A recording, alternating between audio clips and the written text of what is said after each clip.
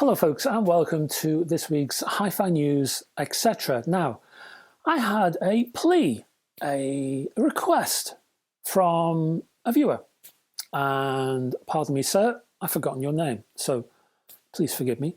Now this gentleman said to me, okay, you're not doing music-based videos anymore, but can you at least give us a trivia question? He liked the trivia questions. And I wonder, do you want trivia questions in these videos? Please tell me if you do. I'm going to include one, especially for this gentleman. So I hope you enjoy this question. Now, if you want this to carry on, I'm going to need more people to say, yes, please. So let me know. Anyway, what we're going to do for this trivia question, I think we will go highfalutin, and I think we will go literature.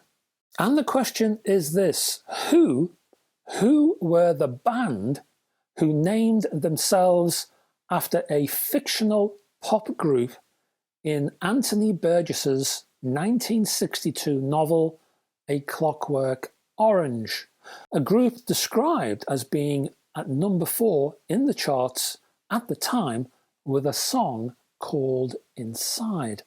So, in Anthony Burgess's novel A Clockwork Orange, who was that band, that fictional band? There you go, a bit of literature for you. So, I will give you the answer at the end of this video. Let's start with some news.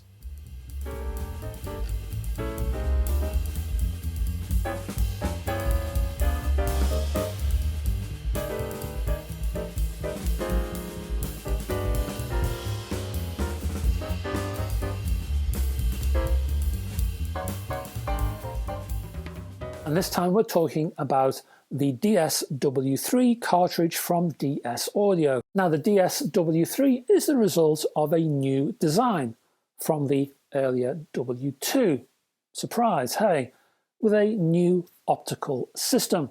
Independent LEDs and photo detectors for the left and right channels reportedly offer an increased output voltage. So left and right channel separation has been enhanced, and down comes the noise apparently. This new design is both smaller in terms of size and weight and uses a boron cantilever with a line contact stylus, while the cartridge's body is constructed from aluminium. Also, the internal wiring is 1.6 times thicker than that of the earlier second generation model, apparently reducing impedance. Now, like all DS Audio optical carts, the DS-W3 needs its own specialist phono amplifier. But because it's optical, it's not called a phono amp, it's called an equalizer, which has got nothing to do with Edward Woodward. This is also up to third generation standards. The thickness of the circuit board, for example, has been increased, as has the thickness of the copper tracks on it. Prices, well, the cartridge only is £4,995. The equalizer only is £9,495, but you can get a combo price of £12,995. And if you want to know more, I'll put a link below in the description, which I will do for all of the news items in this video. Next up, we're going to look at speakers from Wilson Audio.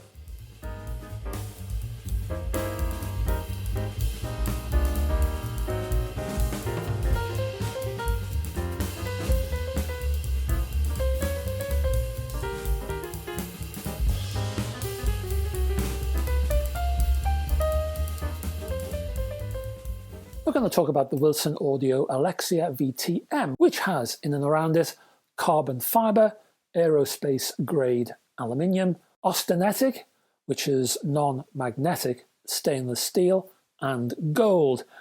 And that's just the cabinets. These new floor standers feature much more though. For example, there's all of these in-house materials, including V material, which is placed in the top of the woofer and mid-range enclosures to reduce vibration. You've got X material, which is used for damping, and you've also got S material, which is used for mid-range driver coupling. There's lots of original research around the design of these speakers. Take the tweeter, which is a convergent synergy carbon tweeter, which includes carbon fiber rear wave chambers constructed in-house on Wilson's own 3D printers. Then there is the mid-range section, which features a Quadra-Mag driver, and the bass unit, well, the internal volume of that has been increased to allow lower frequencies to come through. Attention to detail, well, for the crossover, Wilson uses their own custom-made capacitors, made by the in-house capacitor manufacturing department. And just for the record, they're called AudioCap X WATM capacitors. Price for this lot? Well, you would expect it to be a lot, and it is a lot. It's £79,888. Next up, we're going to Australia, and we're looking at Burson. And for Burson, we're actually looking not at a component, but a stand which can hold components.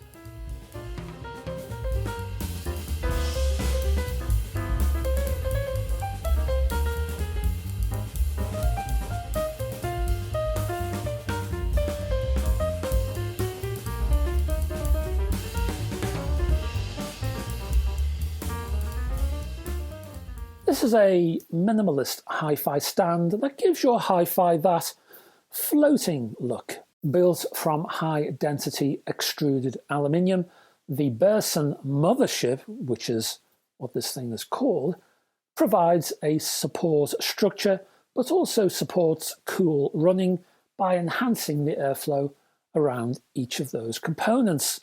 The entire structure uses 4 screws, and the shelving unit hides cables by threading them through the support pillar at the rear. The mothership arrives in 2 sizes. There's the Mothership 01 for £224, and that includes 2 levels. Then there's the Mothership 02 for £335, and that includes 4 levels. Now, in a desperate effort to try and shorten the list of news I have, because I'm failing badly, I'm now going to increase the news from 3 to 4, at least temporarily.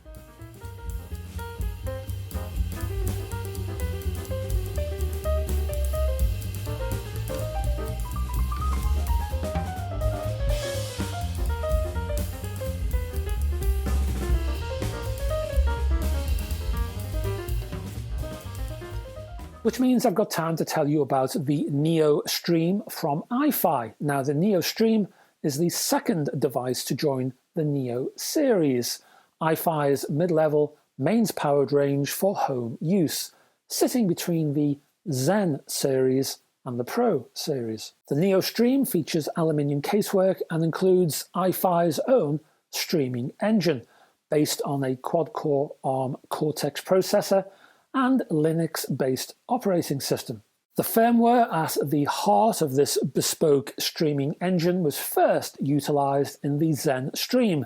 The Neo Stream combines the latest version of this firmware.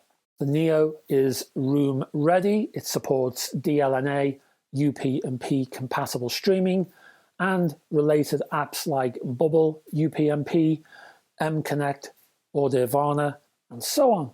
It features integrated Tidal Connect and Spotify Connect. You also get Apple AirPlay in there too. The Neo Stream can also operate as an NAA, or Network Audio Adapter, in conjunction with Singleist HQ Player software, if you're into that.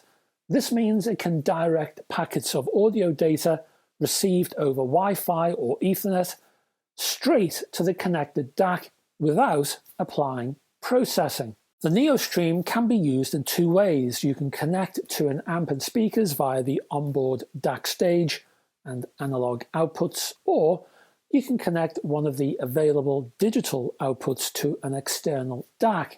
In the latter mode, the NeoStream acts as a streaming transport or network bridge. Speaking of the DAC, it supports 32-bit 768K in PCM and up to DSD 512 in native mode, plus single and double speed DXD. MQA is also in the mix.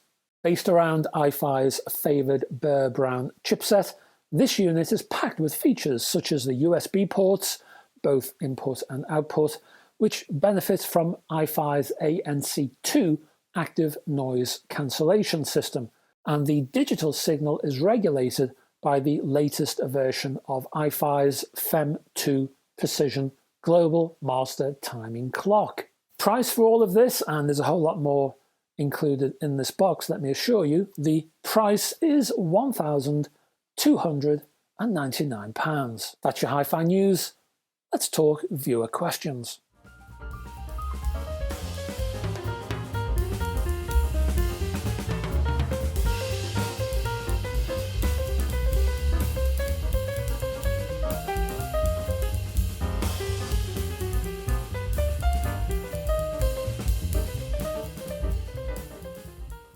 I've got 3 questions from YouTube viewers for you this time around, and first up we've got Les. Hello Les. And Les says, "Hi there."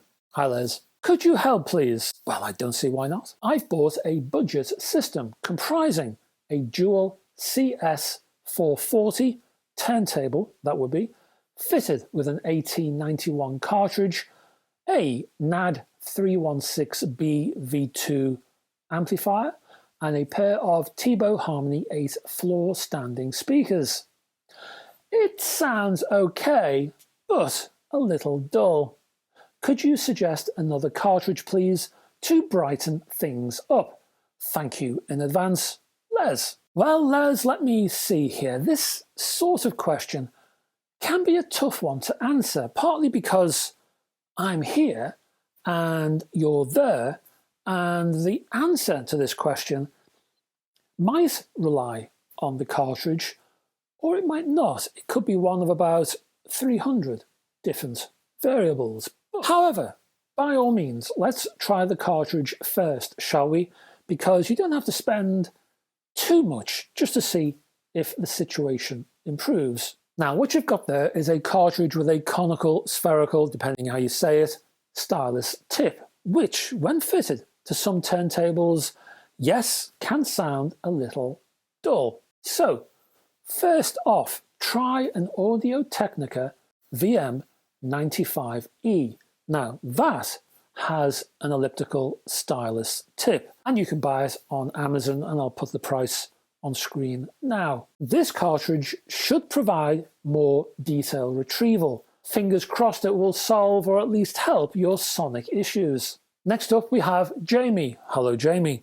And Jamie says, "An upgrade addict question in 2 parts." Sneaky. "Having a NAD 5120 flat tone arm turntable with an AT95E cartridge, I was wondering, is this a good combination? And 2, when I upgrade the cartridge, what should it be given? A budget of 150 or so?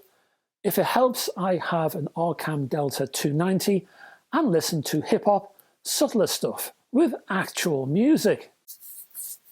Lyrical depth, samples with crackle from the source vinyl. Heyday dub reggae, Hudson, Twinkle Brothers, etc. Jazz, Powell, Monk, Morgan, et al. Acoustic songwriters like Nick Drake in the main. So, any cards to recommend? For some reason, I fancied the green Samiko. Cannot remember the name. Thanks for the content, and to all viewers, scrubbers, if there are any scrubbers out there, could you possibly let me know, please? And polite commenters. Nice one. Thanks, Jamie. Now, this is an interesting one, mainly because of your turntable. I find this fascinating. Now, you can tell me, Jamie, because I'm not too knowledgeable about this turntable. But wasn't there an option to buy the 5120 with a tubular arm? I know you've got the flat arm version. Did you have a choice when you bought this? Was there an either or that you could have, the flat or the tubular?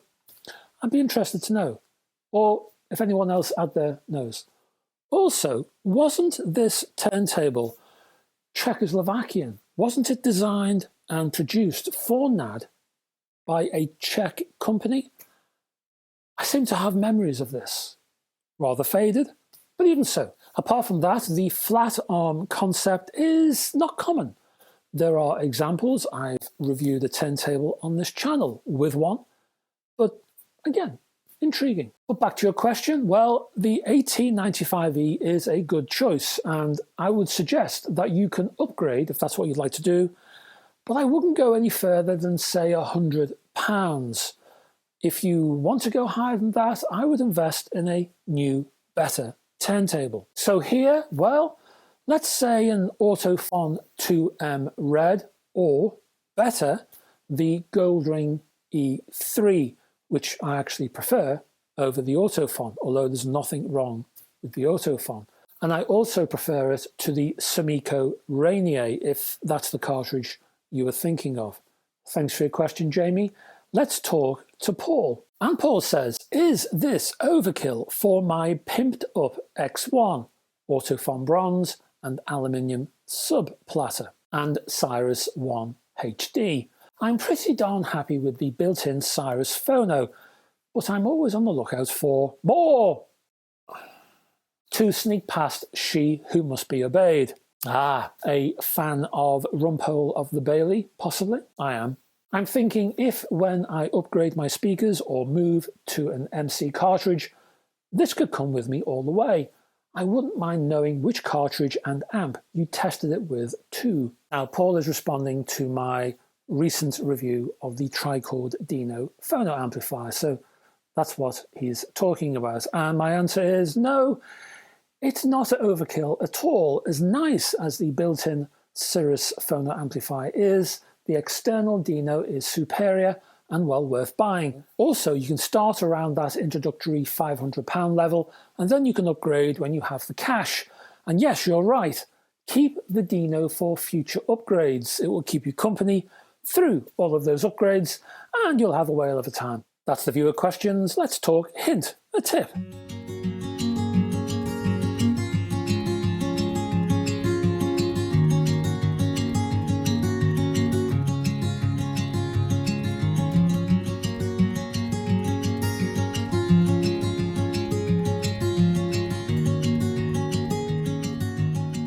Now let's talk about a slightly contentious subject, shall we? Cables. Now, I'm a big believer in good quality hi-fi cables, and I know some of you might not be. You might think they're a waste of time, that they're a big con, and well, that's fine. Now, I won't argue with you because I'm not here to tell you what to think.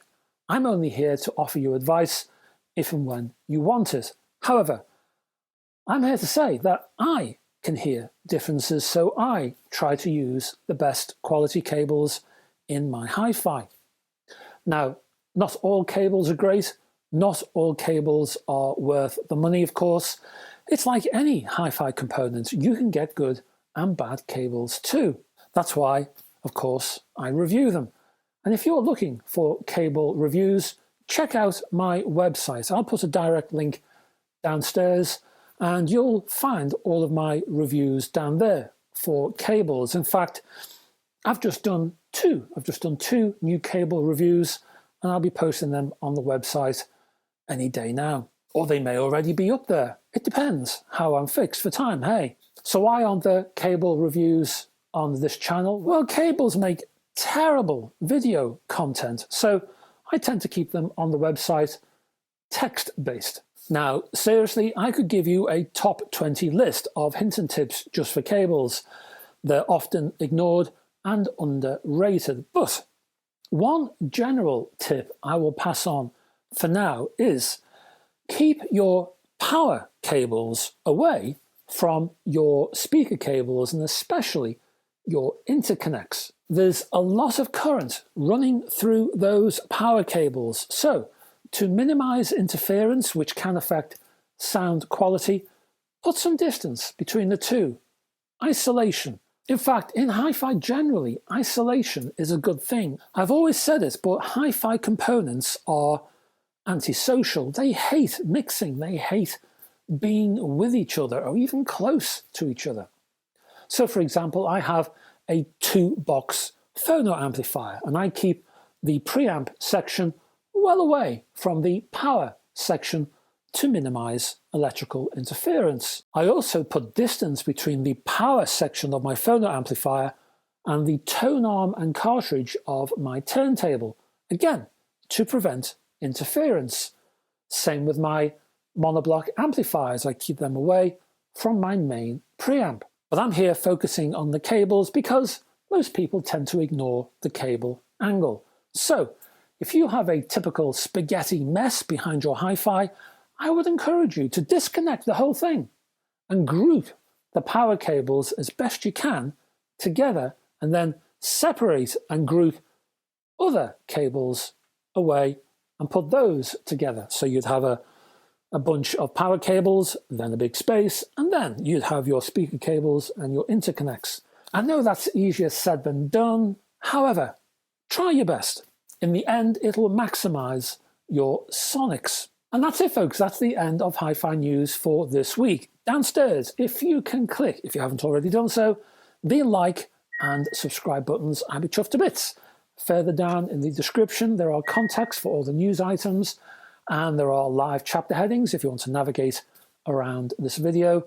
There's links to my Facebook group, my website, and I'll put a specific cable link this time around down there, and also my Patreon. And any support you can give me via Patreon is much appreciated because it helps to keep this channel going. And oh my goodness, I've nearly forgot. You need an answer. I was just about to say goodbye. Okay, blimey, I nearly forgot. You need an answer to that trivia question.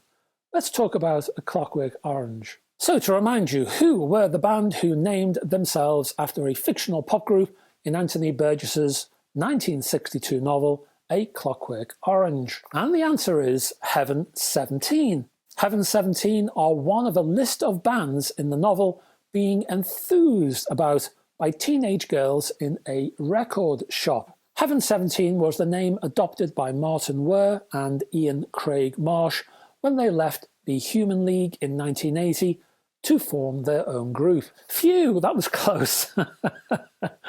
Whew, just got there in the end, hey. Anyway, if you want to see and hear any future trivia questions in forthcoming Hi-Fi News, etc. videos, let me know. Next time round, we have a hi-fi flavoured video, a review, or something. I haven't got a clue at the moment, but it'll be there and on Monday. No, hang on. It'll be something slightly different. I do know. I do know. It'll be something a bit different from the usual, the norm. Tune in. I'll surprise you. Anyway, until that time, folks, bye-bye for now.